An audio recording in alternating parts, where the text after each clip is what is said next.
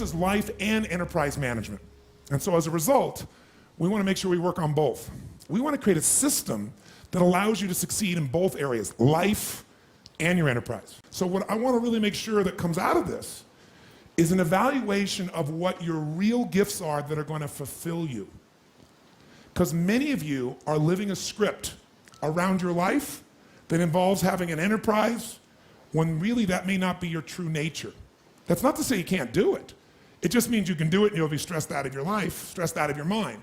And so one of the things we want to find out is how much of that is natural as a problem, how much of that is maybe unnatural. Unnatural meaning you're having problems right now that you shouldn't be having at this stage of development.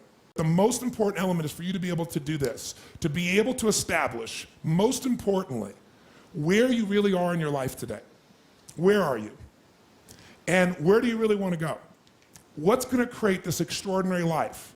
Because some of you right now, if you continue the direction you're going, are going to be successful and unfulfilled, unhappy, and stressed. Because once we get, into a dream, then that dream starts to take on a life of its own. It gives us juice, it gives us energy. But how many of you ever got the dream, achieved your goal, and then thought, is this all there is? How many of you have had this experience? Say, aye. That's more painful than not even achieving it. Because now you've done everything, you've worked it out, and you're successful, and you're not happy.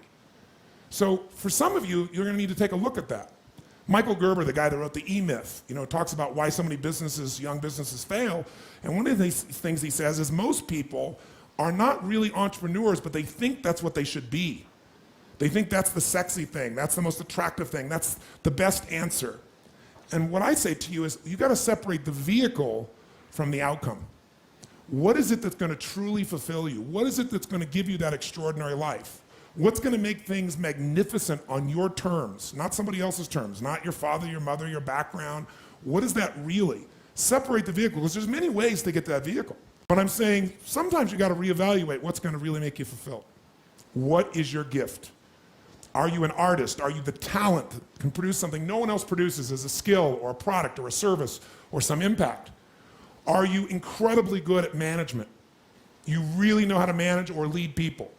Are you an extraordinary entrepreneur that can take that gigantic gut load of risk and can create the vision and attract the talent that you need and the managers and leaders?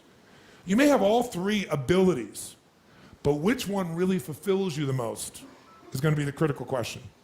Because we tend to want to do them all, especially in a room like this, because you're all overachievers, right? Me too. And you say, well, I can do all these. Yes, you can, but what will it do to your quality of life? See, again, the secret's going to be this. What is an extraordinary life on your terms today?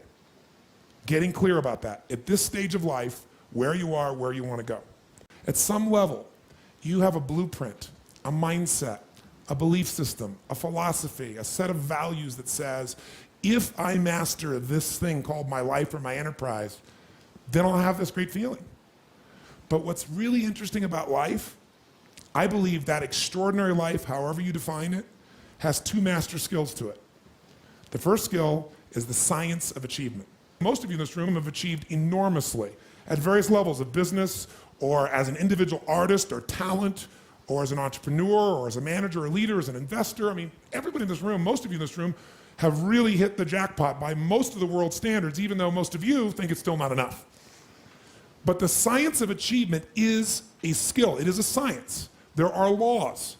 So achievement, even this course, to me, that achievement is, business is a spiritual game. That's what I believe. It's a spiritual practice. A lot of people think it's business. Oh, that's money. That's this horrible thing over there. And that's one of the reasons that they never get really passionate about it. I'm a very spiritually driven, purpose-driven man. But the reason I love business is I see business as the ability to take the invisible and make it visible. I think that is what spirituality and creation is. It's about how can I find the gift I have to give the world? And how can I give it in a way that truly adds value? Not I think adds value, but the people receiving it, they vote with their feet and say, this truly makes a difference in my life. This is something I value. And then because they become a customer again. Because they're thrilled with it. Because they become a raving fan, not just a satisfied customer. Satisfied customers will leave you. Raving fans will stick with you.